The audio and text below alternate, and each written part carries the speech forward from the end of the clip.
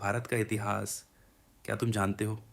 एक समय ऐसा भी था जब दुनिया का सबसे अमीर देश भारत था और फिर वही भारत गुलाम कैसे बन गया।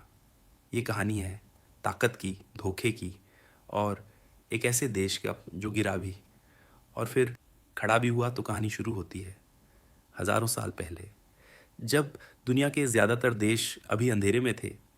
तब भारत रोशनी में था। लोग दूर दूर से यहाँ आते थे सीखने के लिए, क्योंकि भारत सिर्फ एक देश नहीं था, वो ज्ञान की धरती था। यहाँ बड़े बड़े शहर थे, साफ सुथरी सड़कें और ऐसा सिस्टम जो आज के समय से भी आगे था।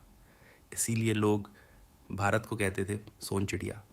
समय बीता और भारत में एक के बाद एक शक्तिशाली साम्राज्य बने। उनमें से एक था मौर्य एम्पायर और इसका सबसे खतरनाक राजा था अशोक। अशोक सिर्फ राजा नहीं था, वो एक तूफान था। उसका एक ही मकसद था, पूरे भारत पर राज करना, और इसके लिए उसने कई युद्ध लड़े। लेकिन फिर आया एक ऐसा दिन जिसने सब बदल दिया, कलिंग का युद्ध। ये कोई आम युद्ध नहीं था।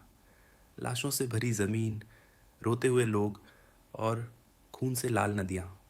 अशोक ने जब ये देखा तो पहली बार वो अंदर से टूट गया। उस दिन उसने तलवार नीचे रख दी और दुनिया को दिखा दिया कि असली जीत दूसरों को हराने में नहीं, खुद को बदलने में होती है।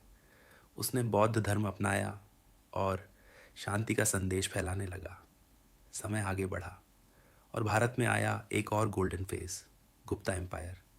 इस समय भारत दुनिया में ज्ञान का सेंटर बन गया और इसी दौर में जन्म हुआ एक ऐसे जीनियस का जिसका नाम आर्यभट्ट था, जिसने शून्य की खोज की। लेकिन भारत की ताकत देखकर अब विदेशियों की नज़र इस पर पड़ने लगी।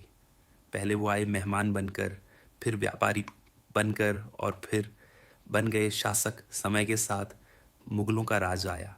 उन्होंने कई शानदार चीज़ें बनाई, जिनमें सबसे फेमस है ताजमहल।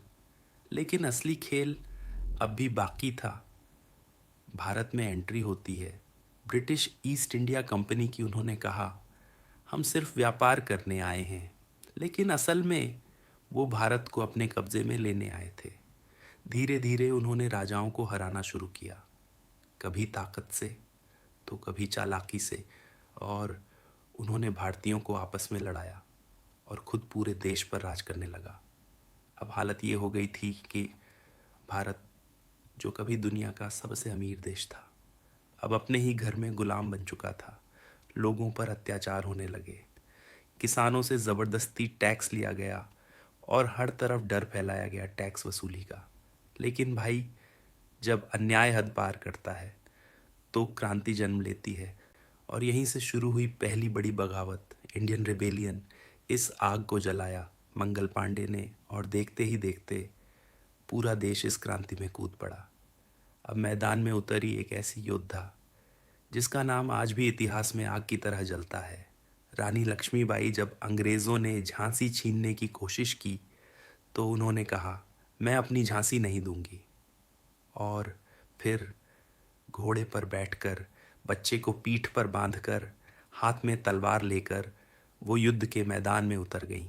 उन्होंने इतनी बहादुरी दिखाई कि दुश्मन भी उनका सम्मान करने लगे। लेकिन कई महीनों की लड़ाई के बाद ये क्रांति दबा दी गई। भारत हार गया, लेकिन एक चीज़ जीत गई, आज़ादी की आग। अब हर भारतीय के दिल में सिर्फ एक ही सपना था, आज़ाद भारत। और जहाँ एक दुबला पतला आदमी बिना हथियार के सबसे बड़े साम्राज्य को हिला देगा। उस इंसान का नाम था महात्मा गांधी। गांधी जी कोई आम नेता नहीं थे। ना उसके पास सेना थी, ना बंदूक, ना तलवार। फिर भी उनके पास कुछ ऐसा था जिससे अंग्रेज सबसे ज़्यादा डरते थे, सत्य और अहिंसा। उन्होंने कहा अगर हम सच के साथ खड़े रहें और हिंसा ना करें तो सबसे बड़ी ताकत भी हमें नहीं हरा सकती। शुरुआत में लोगों को ये तरीका अजीब लगा, बिना लड़े आज़ादी कैसे मिलेगी। लेकिन गांधी जी ने हार नहीं मानी। उन्होंने लोगों को एकजुट करना शुरू किया, गांव गांव जाकर समझाया कि असली ताकत हथियारों में नहीं, एकता में होती है। धीरे धीरे पूरा देश उनके साथ खड़ा होने लगा।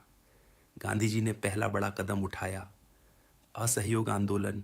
उन्होंने कहा अंग्रेज़ों का साथ देना बंद कर दो। लोगों ने सरकारी नौकरियां छोड़ दी, विदेशी कपड़े चलाने लगे और अपने हक के लिए शांतिपूर्वक खड़े हो गए। अंग्रेज़ हैरान थे। उन्हें समझ नहीं आ रहा था कि बिना हथियार के इतनी बड़ी लड़ाई कैसे लड़ी जा रही है। फिर आया एक ऐसा आंदोलन जिसने पूरे देश को हिला दिया। नमक सत्याग्रह। गांधी जी ने अंग्रेज़ों के खिलाफ आवाज़ उठाई क्योंकि उन्होंने नमक पर भी टैक्स लगा दिया था। अब सोचो, नमक जैसी ज़रूरी चीज़ पर भी टैक्स लगेगा। गांधी जी ने फैसला किया वो समुद्र तक पैदल चलेंगे और खुद नमक बनाएंगे।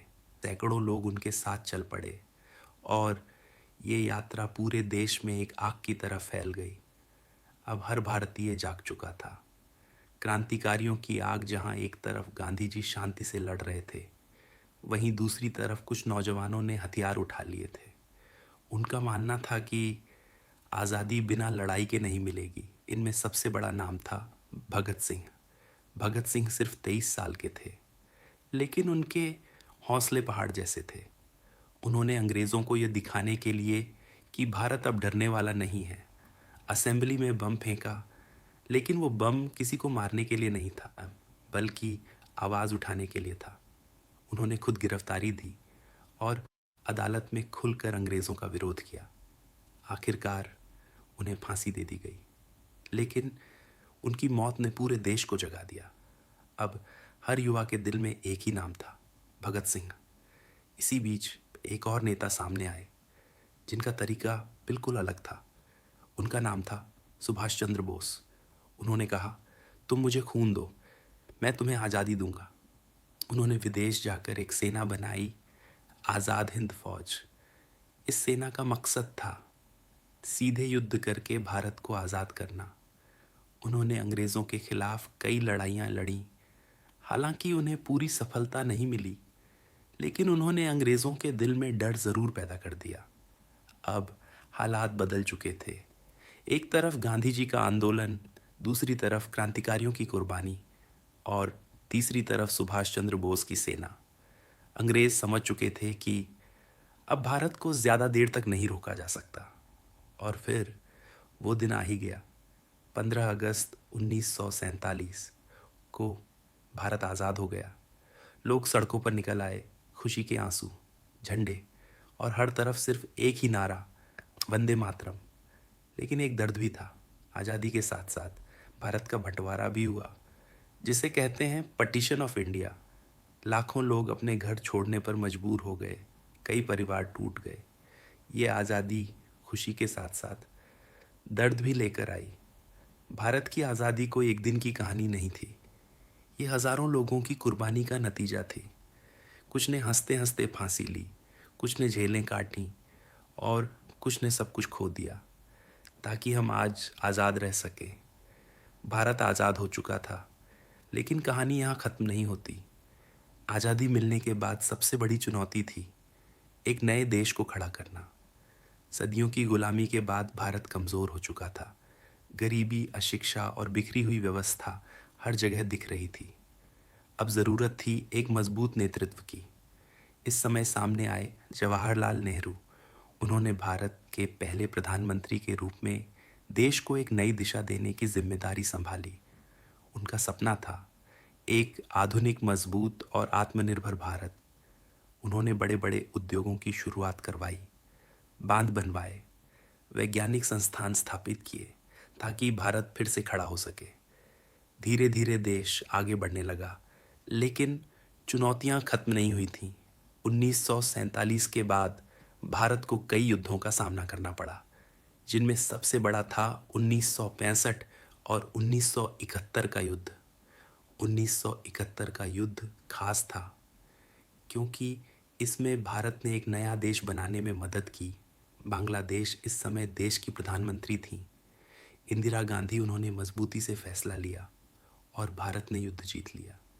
इससे दुनिया को पता चला कि भारत अब कमज़ोर नहीं रहा। समय के साथ भारत ने विज्ञान और तकनीक में भी तेज़ी से प्रगति की। भारत ने अपना पहला परमाणु परीक्षण किया, पोखरण न्यूक्लियर टेस्ट्स। अब भारत दुनिया के शक्तिशाली देशों में गिना जाने लगा।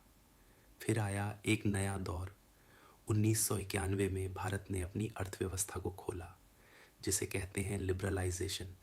इससे विदेशी कंपनियां भारत में आने लगीं, नए नए मौके बनने लगे और भारत तेज़ी से विकास करने लगा। आज का भारत वो भारत नहीं है जो कभी गुलाम था। आज भारत आईटी, स्पेस, साइंस और टेक्नोलॉजी में दुनिया के बड़े देशों के साथ खड़ा है। भारत ने चांद तक पहुंच बनाई, मंगल ग्रह तक मिशन भेजा, और ये सब संभव हुआ लाखों लोगों की मेहनत और उस इतिहास की वजह से जिसने हमें मजबूत बनाया। आज जब हम आज़ाद हवा में सांस लेते हैं तो याद रखना चाहिए, ये आज़ादी यूं ही नहीं मिली। इसके पीछे छुपी है अनगिनत कुर्बानियाँ, संघर्ष और एक ऐसा जज्बा जो कभी नहीं टूटा। भारत गिरा, फिर उठा और आज दुनिया के सामने मजबूती से खड़ा है। अब एक नया दौर शुरू हो चुका था, जहां सिर्फ आज़ादी काफ़ी नहीं थी। अब दुनिया के साथ कदम से कदम मिलाकर चलना था। गांवों से शहरों की ओर लोग बढ़ने लगे, नई नई फैक्ट्रियां खुलने लगीं और धीरे धीरे भारत एक से उभरती ताकत बनने लगा। लेकिन हर सफ़र आसान नहीं होता। देश के अंदर कई समस्याएं भी थीं। गरीबी अभी भी बहुत बड़ी चुनौती थी। कई लोग दो वक्त की रोटी के लिए संघर्ष कर रहे थे। फिर भी भारत रुकने वाला नहीं था। समय के साथ तकनीक ने देश की तस्वीर बदलनी शुरू कर दी।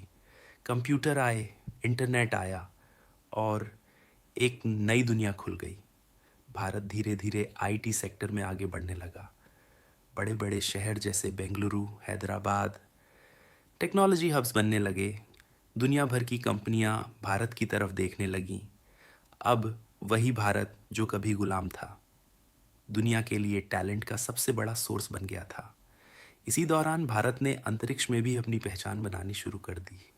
इंडियन स्पेस रिसर्च ऑर्गेनाइजेशन यानी आईएसआरओ ने वो कर दिखाया, जो बड़े बड़े देश भी सोचते रह गए। कम बजट में लेकिन बड़े सपनों के साथ भारत ने चांद तक पहुंच बनाई और फिर मंगल ग्रह तक भी। पूरी दुनिया हैरान थी, इतने कम संसाधनों में ये कैसे पॉसिबल है। लेकिन ये वही देश था जो कभी शून्य की खोज कर चुका था। अब वही देश अंतरिक्ष में इतिहास लिख रहा था। समय के साथ भारत की ताकत सिर्फ विज्ञान तक सीमित नहीं रही। खेलों में भी भारत ने अपनी पहचान बनाई। क्रिकेट, हॉकी या ओलंपिक्स, हर जगह भारतीय खिलाड़ियों ने तिरंगा लहराया। लोगों के अंदर एक नया आत्मविश्वास जाग चुका था। अब भारत सिर्फ अपने लिए नहीं बल्कि पूरी दुनिया में अपनी पहचान बना रहा था। लेकिन इस तेज़ी से बढ़ते भारत के सामने नई चुनौतियां भी खड़ी थीं। जनसंख्या तेज़ी से बढ़ रही थी, पर्यावरण पर असर पड़ रहा था और शहरों में भीड़ बढ़ती जा रही थी। फिर भी भारत ने हर बार की तरह इन चुनौतियों का सामना किया। नई योजनाएं बनी, नई तकनीक आई और देश आगे बढ़ता गया। आज का भारत एक ऐसा भारत है जहां एक छोटे से गांव का बच्चा भी बड़ा सपना देख सकता है, जहां एक आम इंसान भी अपनी मेहनत से दुनिया बदल सकता है।